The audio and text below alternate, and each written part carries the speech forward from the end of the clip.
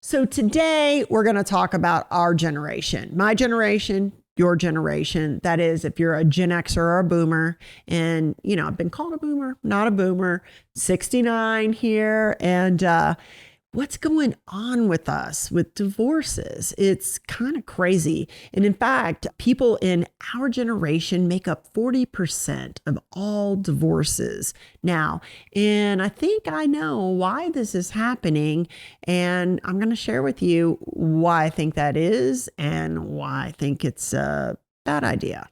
So we'll get right into why I think it is. People come to me, I'm a divorce attorney. I do consultations daily. Folks come in and almost always they're just tired of living with the same old, it's day in, day out. And most of the folks who are coming in at this point, they've raised their kids and they're heading into retirement. And what they're looking to do is just move into their last 20, 30 years, reinventing their lives, finally getting to have their time, or at least having, thoughts or fantasies, I think, in many ways, having a different kind of relationship than the one that they've created over, the last couple decades or so. At least for me, I've been married 30 years, and believe me, there are days when I'm like, 30 years, then I've worked to do this 30 years, where my husband and I, are bickering over complete nonsense. So, I get it. I'm trying to think back to the weekend we went to a wedding, which is always fun, big family wedding this weekend. And it's really joyful, but you've got everybody ranging from, the octogenarians down to little kids running around these big family weddings. And it's always a mixed bag, bittersweet. And for us in particular, it's bittersweet because I didn't have the wedding that I wanted. And, my husband gets a little touchy because, it was his fault. He let his mom kind of take over the whole thing. And I wanted a destination wedding. She wanted us to get married in their church and have, their people there. And we ended up getting married at his church in the middle of the winter. None of my family could come. And it's always been a sore spot. That's not smoke you can put back in a bottle. Anyway, so we go to this wedding and it's all touchy. So like I said, it's bittersweet. And so we're bickering about dumb stuff, not the least of which is like we're leaving the wedding. And, my husband, for whatever reason, is walking 5 steps ahead of me and I'm clumping along in heels, which I don't wear very often. And so I'm like, like da-da-da, and he's, and, so my daughter's with us and she's rolling her eyes because she knows what's about to happen once we get in the car and all the polite face drops. For 30 years, this has been going on.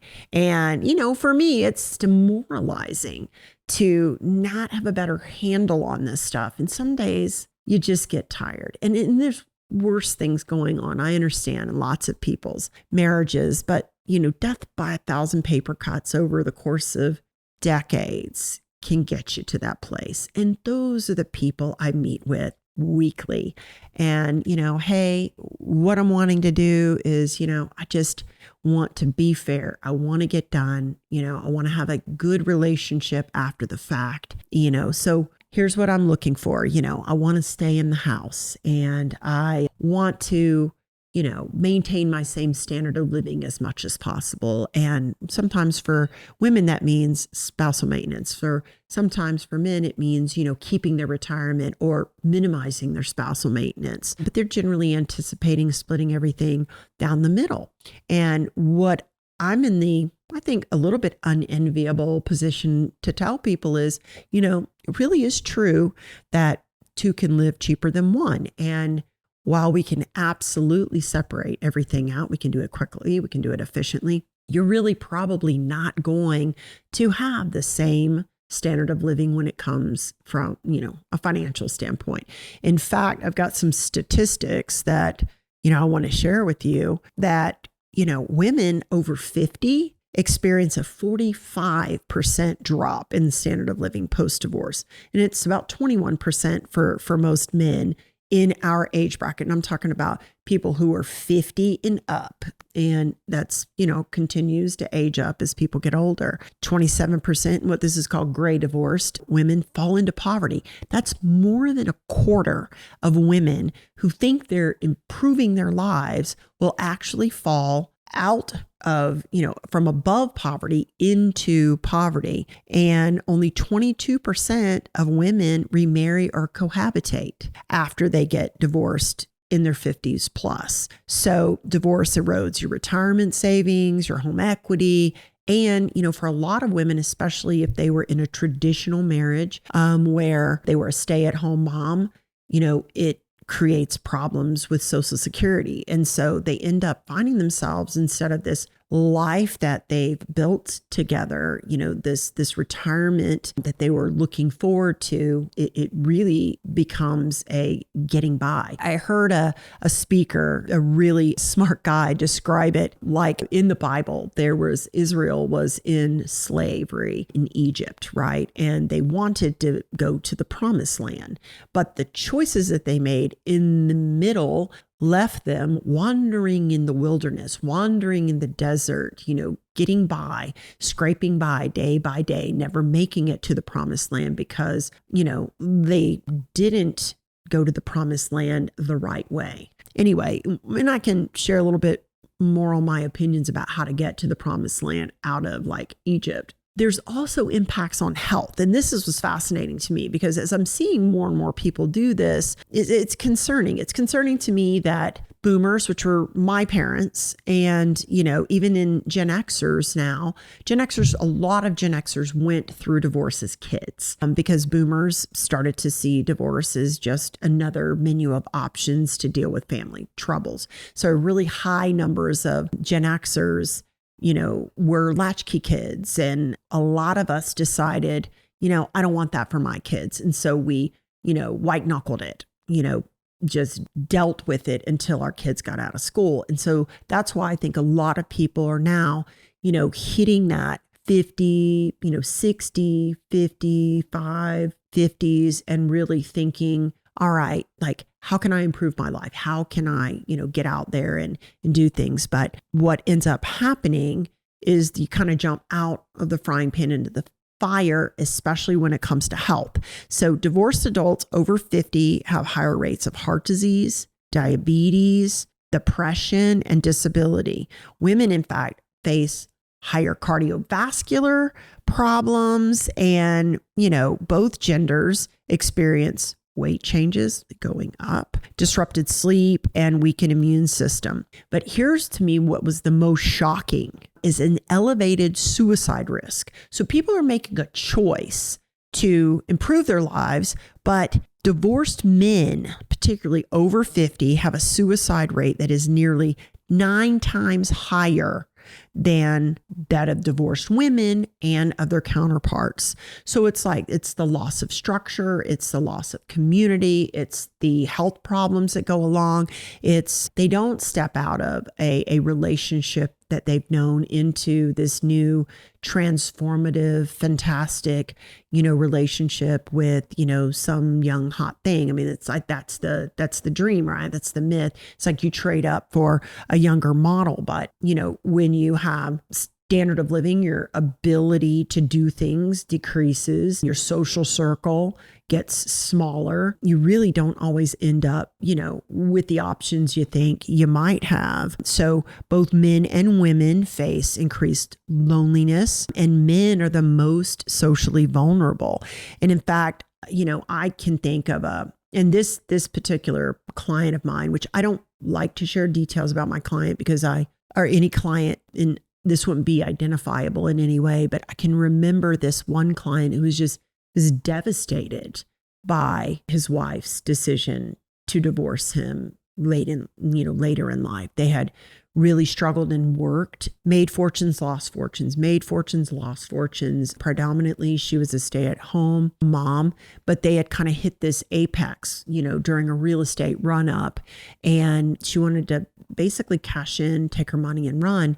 And what would have provided, the whole estate, which would have provided very well for both of them going into retirement, was halved. $1 million can't buy as much as you think it can anymore, especially when you're 60 and your earning capacity is limited going forward. It's not like you're going to be able to, draw $10,000 a month off $1,000,000 and have it last, for the rest of your life. So he was put in the position of not being able to retire and just flat depressed about getting back in the dating game. I mean, I'm going to tell you, if I had to get back, well, for one, I would never get back into that dating game, regardless of what options I have or don't have. I mean, the sheer prospect of having to be naked in front of somebody new in and of itself is enough for me. I don't know about you, but also like seeing somebody naked, dude, come on now. I mean, there's just some practicalities here. Anyway, it's that psychological deep loss of identity that is the most devastating, because you go from, in your 20s, you became y'all, and now you come out and you're reinventing yourself. And I'm not suggesting that if there's abuse, if you've been in a long-term abusive relationship and you need to get out for your emotional safety and physical safety for certain, but just thinking through divorce is like like new hair, new life. New outfit, new life, new wife, new life, bad plan. It's just a terrible, terrible plan. And one thing that, I have seen work, that I have worked on myself, my husband and I have worked on ourselves, is deciding that you want to have a new marriage and that you want to, have a new relationship, and committing to have that with your current spouse.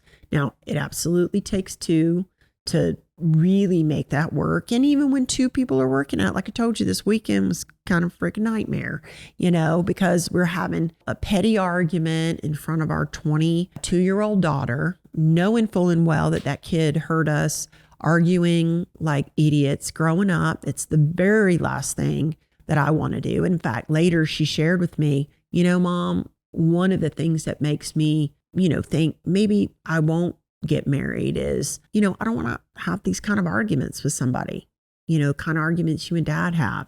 And also, what if I bring somebody around and you two get into it? Like, I'm telling you, I was crushed. Like, it was crushing, but it's the same, different, you know what I mean? Wherever I go, there I am, so if you're thinking about improving your life, I think you are going to be well served to start with you, because I'm going to tell you, and I'll tell you, even in these consults, maybe I'll get into this in another episode, but I'll tell you one thing that I never, ever have anybody come to divorce consults and say to me is, you know what? I'm the problem of the difficulties in my marriage, not one. And I think if any of us, especially us Gen Xers and boomers, we're greatest generation. We're pretty gritty people. If there's any group of people that have what it takes to take a hard, long look in the mirror and get honest, it's us. We have what it takes, to get real, to be real. And we really should start getting real with ourselves. Now, that's where you get to the promised land, because the real thing you're going to find out is it's your patterns that are keeping you enslaved. That's why you're in Egypt. Okay. And if you come out of that, if you're like, look, I want a new life, I want to do things different, but all you do is keep doing you're going to be wandering in the wilderness, in the desert over and over. So why not start walking out of those negative behavior patterns, and go straight to the promised land by doing it the right way with your spouse? This is a person that you coupled up with a long time ago. You've got history, you've got family, you probably got kids, you've built something together. So why not start building this new life together? Because that's really where the promise lies. One of the things that I've learned, I used to see, honestly, a part of the reason I started doing divorce work is because I saw it as a good solution to a lot of problems. But as I've done divorce work for a long time, and also as I've, grown up, matured, started to deal with my own stuff, and also grown in my faith, I I've come to agree with God. I hate divorce. It's a bad thing in most cases. It's a concession to deal with the hardness of heart of men. And what I mean by that, and I think what God means by that, and he says it in the Bible, is it's of people.